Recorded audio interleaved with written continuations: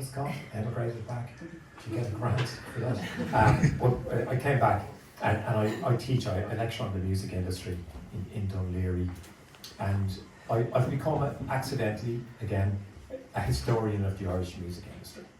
I did a PhD on kind of the social history of the Irish music industry. I thought it began in the 1960s with the show bands, but then you've got to go to the 50s, and then the 40s, and the 30s. And one of the things that I found when I was going through the history, that there were a load of women who did incredible work. And then we worked equally hard to move them out of the history. So, in my mind, the Irish record, the recorded side of the industry, was founded by a woman from Leitrim, Ellen O'Byrne, or O'Byrne, as she would have been, back home, who left here penniless as a teenager, post-famine, and she opened a record shop in New York. Opened a record shop in New York with her name on it, and people wouldn't supply her because there was a woman's name on the shop. So she was that much of an innovator. She had a couple of kids, married a Dutch guy, and she ran the business that was the first time anyone who was Irish recorded music that would have been called Irish. Before that, Columbia did a little bit of work, but it's stuff that we wouldn't recognise, stuff that we'd be embarrassed by, the stage Irish stuff. So she's back in the history now, and I'm glad that people are talking about her. So that's really important. And tonight, like it's you're not going to hear anything, unless it's accidental, about these people's souls or their life's ambitions. This is very, very gentle interviewing, because what we've noticed that in the last 20 years there's been loads of activity, and loads of people aren't included in the history.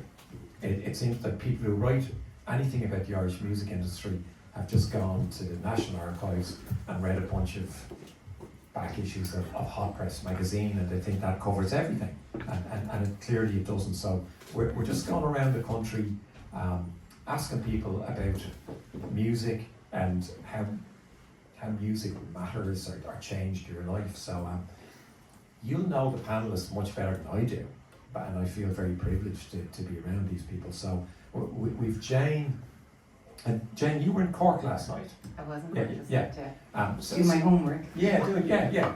Spying. Spying. Yeah. Taking notes. Yeah.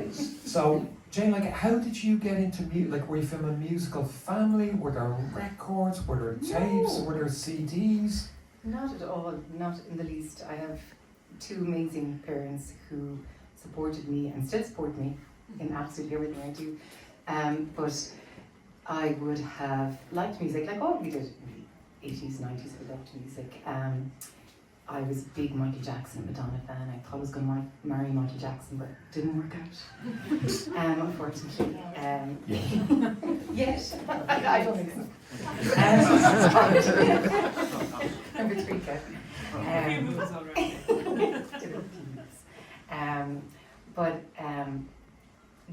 like music, like we all did, but I remember one day being in, it was at home, the music was on in the background, and it was, I'm pretty sure it was Dave Fanning, because it was really too, and it was Love Cats by The Cure. I remember stopping and saying, oh my God, what is this?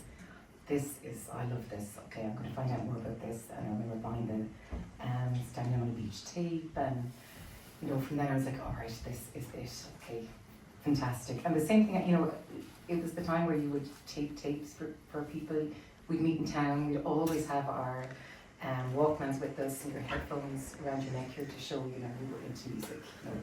And if you met someone, like, what are you listening to? And it was swapping tapes, it was taping stuff from the radio, it was free tapes with magazines, like, Select, Vox.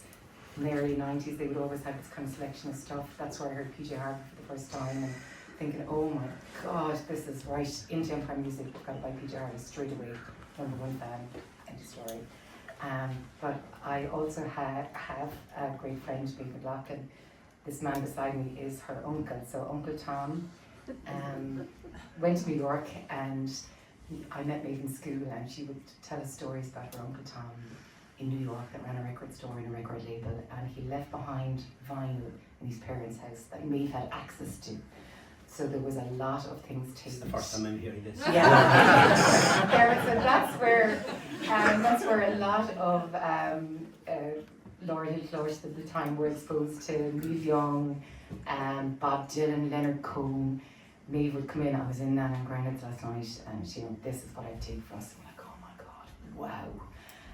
So that really, it was Tom that had a huge influence on us, even though he doesn't really know about it.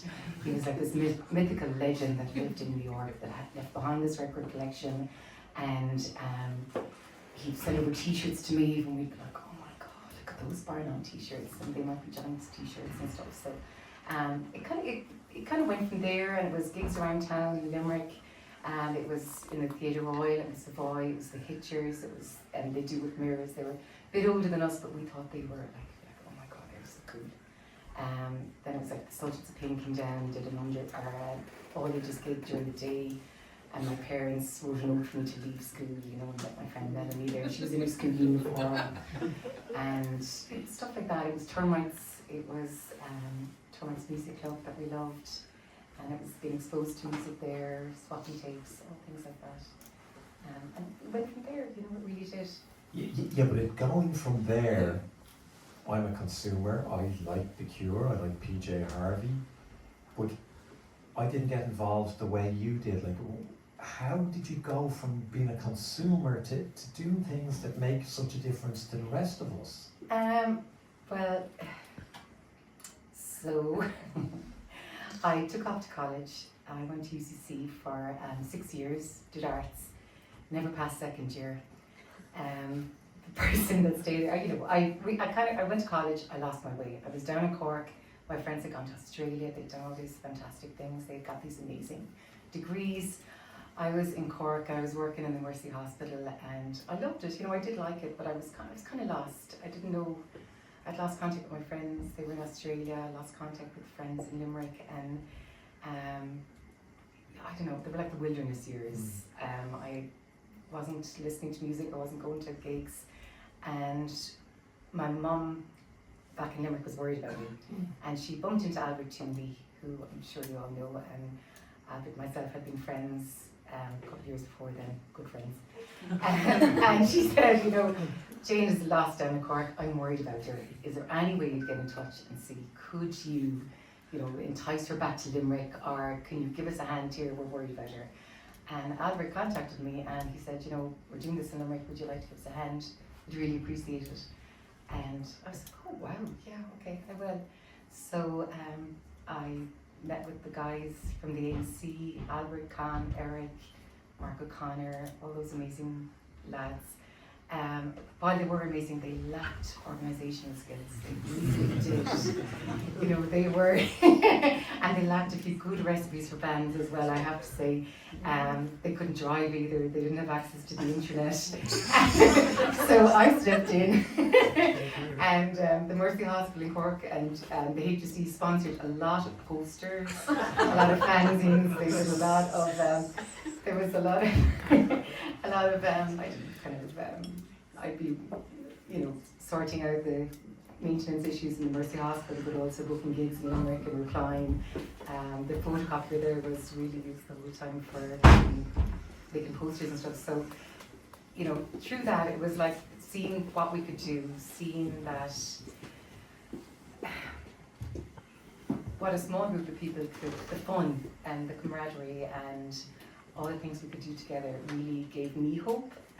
Brought me back to Limerick, ended up going back to college here, left Cork, became a teacher, all that was all linked to the AMC, to that collective, so it did kind of save me, and I know I'm not the only one that it did, you know, it gave people, there weren't gigs happening in Limerick, nothing like that, it gave people a reason to go out during the week, it gave people some hope, and the fact that stuff like that could happen in Limerick was like, wow, you know, and the bands that we brought, pure chance in our arms, like the Yeah-Yeahs, the Fugazi gig that was legendary, the all ages gigs, it was non-profit, it was like $3.50 a gig, Fugazi was €11, like, and that was, it broke our hearts to ask people for €11 for that, and it sold out, obviously. We sent €50 tickets down to Cork, and Jimmy Club kept ringing, looking for more, but Limerick people had this thing where they would just, "Be grand, we'll turn up in the night and we'll get in." So to kind of convince them to buy tickets was a big thing at the time, but yeah, very fun. You know, so people bring skills to DIY scenes. Sometimes people are shy, they're introverted, or they don't like asking people for money, you know, and the Fugazi example, Fugazi ruined Ireland. Like, let's make that very clear. Because, you know, their ethical way of doing things was so well thought out that, you know, we all set ourselves up to kind of meet that. And for anyone who doesn't know, you know, Niall brought them over, they played McGonagall's, they did, you know, well enough, and then they came back and they did much better. And Niall went to give them, you know, a grand, you know, €1,100 at the end of the night, and they looked at him and said, "What's that?" He said, "Well, this is all the money we took in." And said, "We weren't expecting that much." So they refused to take the money. You know, this is the music industry, people. You know, and we know about the Sharks, and they said, keep some of it and bring over bands who you're going to lose money on. So that act of generosity, but I see that generosity coming from people like you who are, you know, you're not doing it for the money, you're not doing it for the status, but what's the psychological feeling of you're doing the flyers, thanks to various organisations, and then something happens and people are really happy, and you see young people having a great time. Yeah, what did that feel like? It was amazing. I remember the night of the Gazi, and I was taking the money at the door. I like to take the money at the door, you know, I liked that job. And seeing everyone come up, and everyone was like, "Can you believe this is happening in Limerick?" And I was like, "No, I actually can't not, you know." And we'd take it in turns. I'd be like, "Will you go in there and get Con, tell him to come," because I want to hear like 2 songs and swap, like back again now, you know, to hear the next one.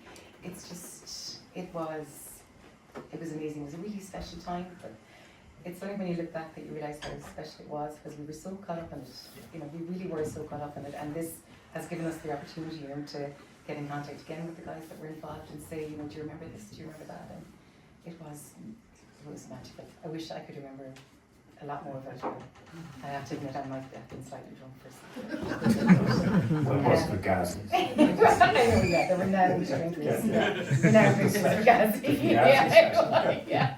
But it was, you know, it was all ages, like it was brilliant. There was so many great all ages gigs in the Savoy, in the Boat Club. It was, and the friends we made, you know, and all ages, you know, now there is nowhere all ages really, apart from, you know, the odd music generation gigs and stuff. And even before that, it was easier. Like, you know, we all had a fake ID, and they were, you know, I had a good bit of myself with kind of fake IDs and the school stamp and a typewriter, you know. But now you can't get away with that. So young kids aren't seeing what we would have seen, which is an awful pity, you know. Yeah, and just finally, because I don't want it all to be things that we're gonna get arrested for, you know. Can they still arrest us for fake IDs? You know, yeah. But there is a different socialising environment for people. There's more surveillance. The things that we got away with, you know, you couldn't now because there would be cameras. We don't have the choice of venues. Yeah. So before we just kind of slide into a venue, it was the time of super pubs. They were coming along. And other venues in town wouldn't have been doing so well, so we could say, "Hi, you know, we're the AC, would you interested in putting on a few gigs here?" And they were like, "Yes, you know, people, money, bar, absolutely." You know, so it was an opportunist time for us and for them, but that's not there anymore, you know, it's such a pity. There's a lot of jumping through hoops now that we never would have had to do. The grant applications, there was, you know, none of that. You know, it was pure DIY, it was brilliant, yeah. You know, fantastic, thank you so much. Sums it all up. It was pure DIY. It was brilliant, and you know, I do genuinely think it's important to document these stories. And the chats tonight are just the singles. Like, it's not, you're not getting the full album. You're not getting the double album. You know, it's a way, certainly for my students, to hear the oral histories and, it's amazing how even something that happened 4 years ago is ancient history to my students, you know, because the music scene changes by a generation every 4 years. The people who are involved have moved on, yeah, and they don't leave any trace. So thank you to everyone for sharing their stories. And there's a perfect segue to Tom, who will be getting a big box of records, I believe, returned. So Tom, you left Limerick, and you know, did you intend to be away for as long as you were away, or were you just seeing where life took you? Yeah, I was.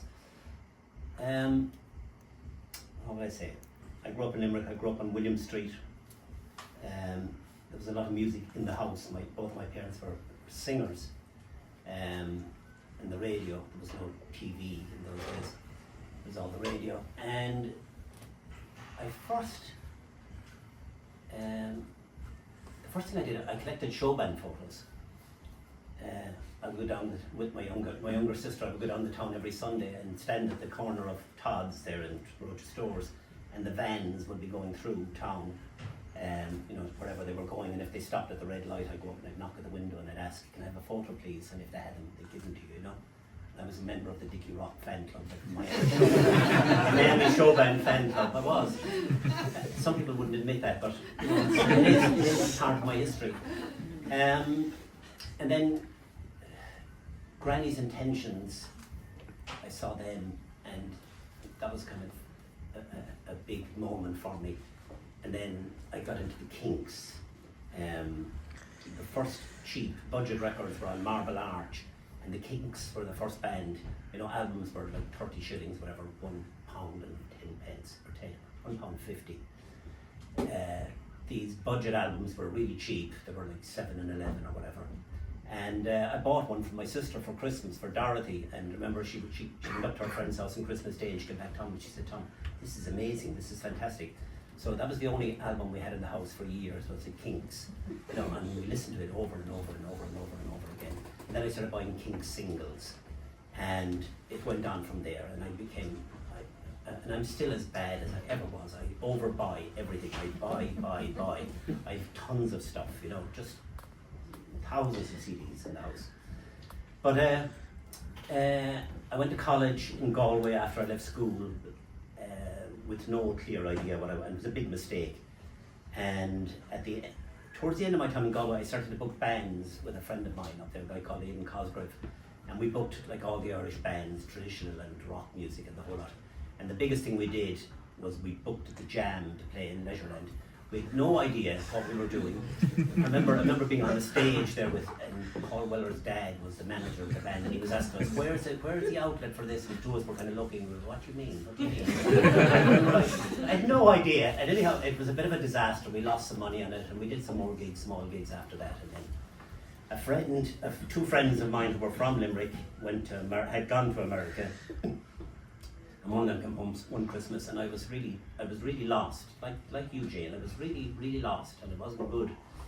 And he said to me, Tommy said, "You know, why don't you come to America?" And I said, "Yeah, I'd love to, Lynn, but I have no money. I have absolutely." He said, "I'll buy you a ticket."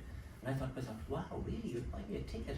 This was 1980. So he did, and I went to America, and I worked, and I saved my money, like all good immigrants. And I moved into this town called Hoboken, which had been a shipbuilding town, and the shipbuilding industry had completely died. And this bar opened up. It was 14 streets long, Hoboken. It was a mile square, fantastic town. And this bar opened up on 11th Street and on 11th and Washington.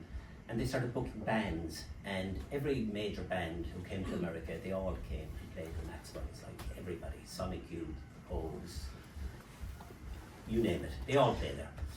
And I got a job there, working as a bartender, and I saved my money. And then the guy that owned Maxwell's, his name was Steve Fallon. His father and mother were both from County Mayo. His mother was Christy O'Connor, the golfer's sister.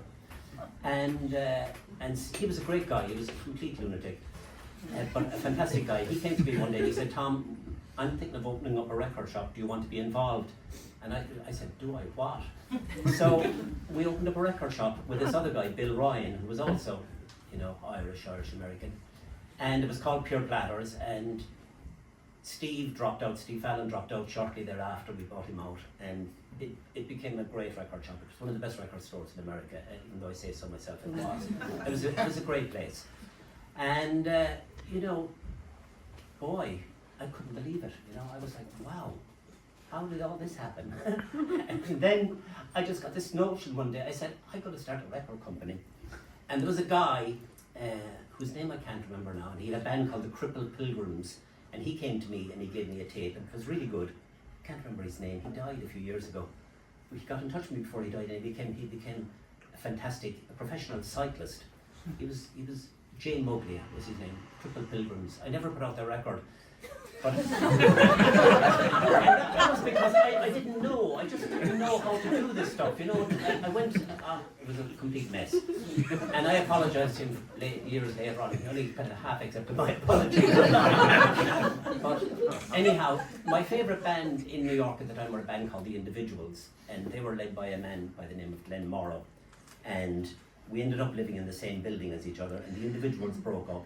And Glenn Morrow was his name, and he started recording songs, and he said, Tom, I have enough songs here to make an album. Would you put it out for me? And I said, yeah, but will you be my partner? And he says, yeah, I will.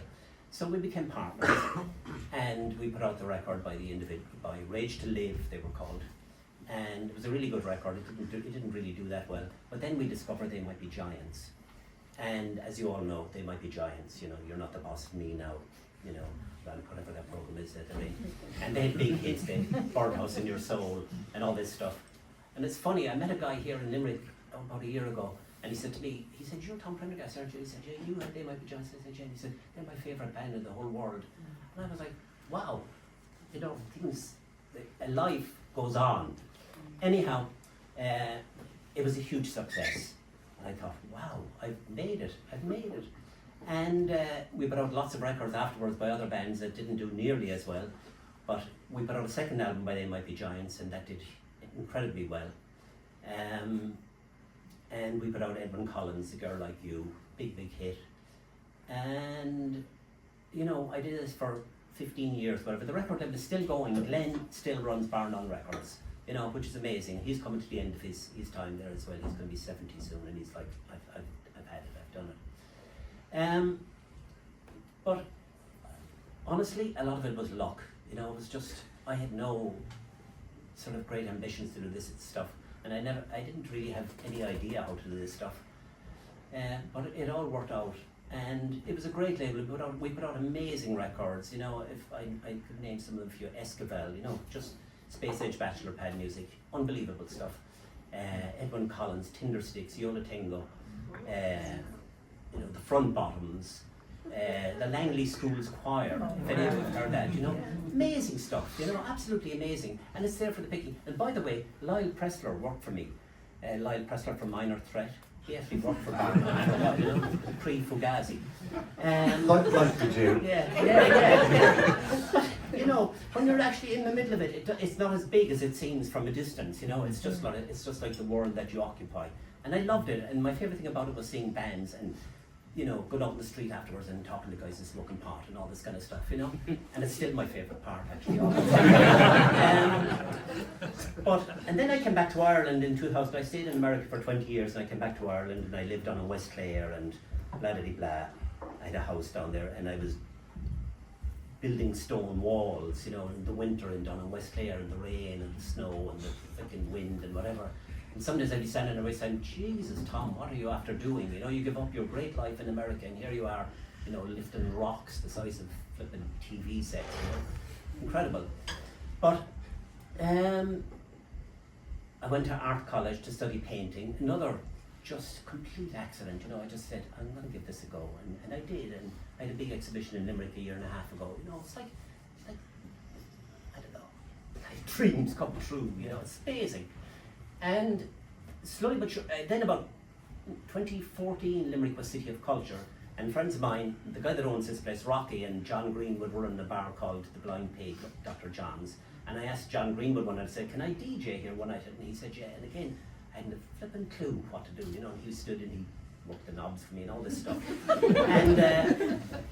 And now I DJ once a month here on this stage, you know, and it's like the best night. It's like this community, and I did it the other night up in Dublin, the Project Art Centre. There was a great play. It was staged here in Limerick last summer by a girl called Isadora Epstein, called Upside Down and Underground. Amazing. Micheál Keating there did the sound the other night. And it's an amazing play, and she's an amazing woman. And I DJ'd afterwards, and people had a great time. And this woman, she was elderly, and she was going out the door, and she said, "This is the best night I've had in years." She said, "I haven't danced in years," she said, and her daughter was actually in the play, and I didn't know, and she came up to me, she said, "It's the first time I've ever seen my mother and father dancing." You know, and I thought to myself, wow, you know, and I'm still doing it, and it's kind of mind-blowing to me. I've been really lucky. I've been really, really, really lucky. Fantastic. What else? That's it. You know, at the time, it's Yeah. enough for God.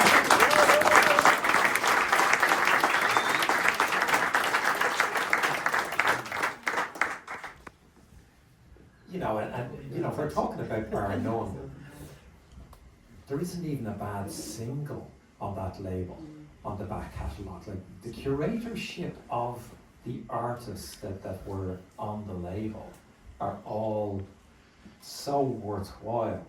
But you know, like Jane, there's an element of chance, there's an element of luck, there's a bit of happenstance in where life takes any of us. But it took both of you into music, and you did things that left a trail for people like me to find continued joy, you know, either with CDs or with the bands that you were putting on, and then I get to hear the stories. So I love the theme that has already emerged, and it's thrilling to hear. Anna. Hello. Hello. Yeah, actually, hello, because I haven't met anyone on the panel. So, you know, how did you get into music? How did you become a performer? How did you get that confidence? Were you surrounded? Did anyone encourage you growing up?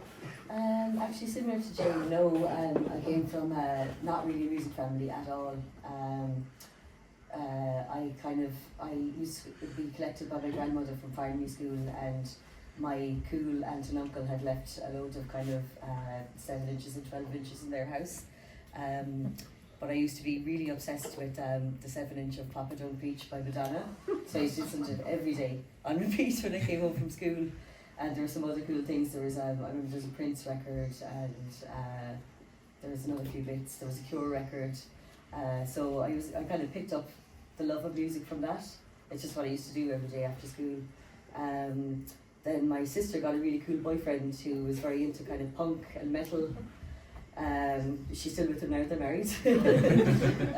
So I got a lot of influence from him, and he then started taking me and Tara, who's I suppose my music partner, who will be speaking next.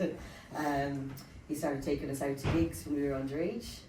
One of our very first gigs was Tooth in the Savoy, which was not, it was over 18s, and he took us in, and the 3 of us got kicked out because he bought us a pint and we all went sup for sup, and we all got thrown out. But I remember really enjoying the first half of that Tooth gig. It was amazing. And then I started going to see bands like the Hitchers, and there was just a great Limerick music scene at the time, and got very, very much into punk via going to AMC gigs, Jane and the lads. And as Jane said, there was a very kind of a broad age in that community. We were the very, I suppose, youngest at those gigs, and then we'd be friends with people that are 40, and we'd be 16, you know, and you know, we'd still be friends with, you know, everyone that we met through those gigs.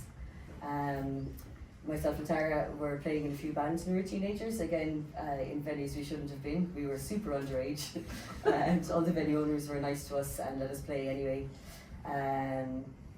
Then via the AMC, actually, we met a couple of lads, and they'd started this band with Tara. They asked me to come in and play guitar. I played guitar with Tara loads before. That was called We Should Be Dead. It went quite well for us. We went to the US, toured around there for a year, got a visa to be over touring and recording. Loved it and hated it. You know, kind of went over with stars in our eyes. Came back and kind of realised that the DIY scene in Limerick is really where it's at. So, but at the same time, we were kind of super I'm not going to say traumatised from it, but we kind of fell out of music for a while. We just we came back and lived our lives, went to college, you know, did other things, and hadn't released anything in 10 years. Then during lockdown, we've been talking about it for years and writing little bits together. And during lockdown, we just had the time to really stick our heads down and put some new music out. So we really wanted to do it just the two of us and not be like gathering a load of lads for the band. And so we just, I suppose we learned how to write electronically and record all that and do our own mixing and everything while we had the time. And we put out our first TA narrative single in 2020. And we've been kind of putting out singles and EPs since. And yeah, it's just very enjoyable the way we're doing it for ourselves at the moment. So I suppose come to where we are now. A friend of ours last year had, we only just met her really, and we got on really well with her. She was saying she does music and she was very reluctant to release it. And she gave us a listen to it, and it's absolutely phenomenal stuff. And she was like, look, I want to release this, but I'm nervous and I don't know how to do it. So myself and Tara kind of put our heads together and said, well, we know how to do it, so we'll give you a hand. And that's how SASP Records came along, which is our label that we've just launched. The launch party is here on the 18th upstairs if everyone's around. So, it's free, it's upstairs. And we're going to be having a listening party for her record. Her name is Emily Cantor, and it's a really phenomenal EP, and we're very excited. So that's where we are with stuff. And yeah, sorry, I'm a little bit nervous following these two legends.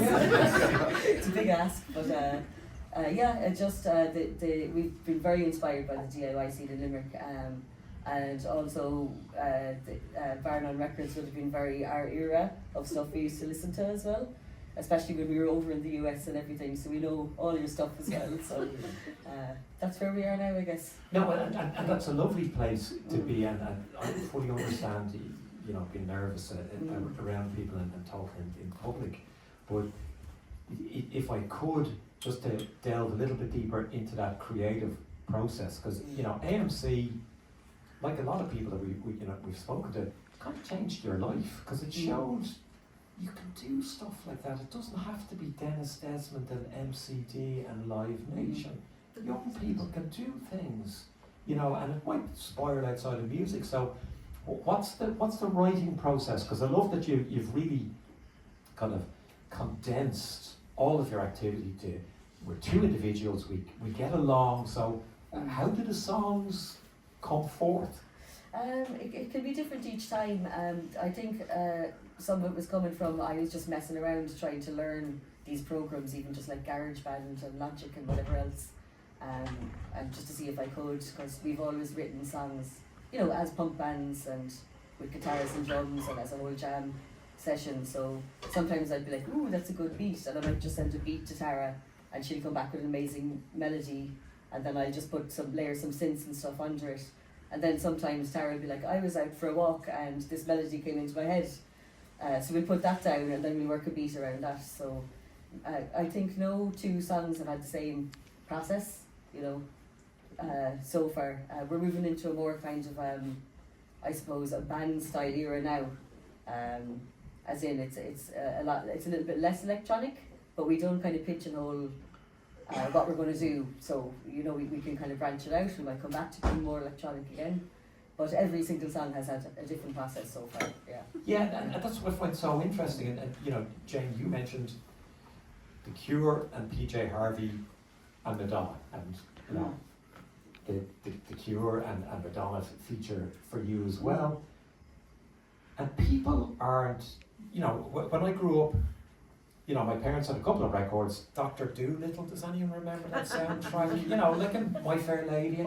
And they were precious because we didn't have that many records. So you played them to death. And then Bowie came into our house, not physically, but almost. And then that set us on a completely different path. But I'm amazed at how open people are to different genres. And that you can now flow into not just different types of songs, but you're going into different genres. Like, What would you listen to that's kind of inspired you to keep kind of pushing the envelope?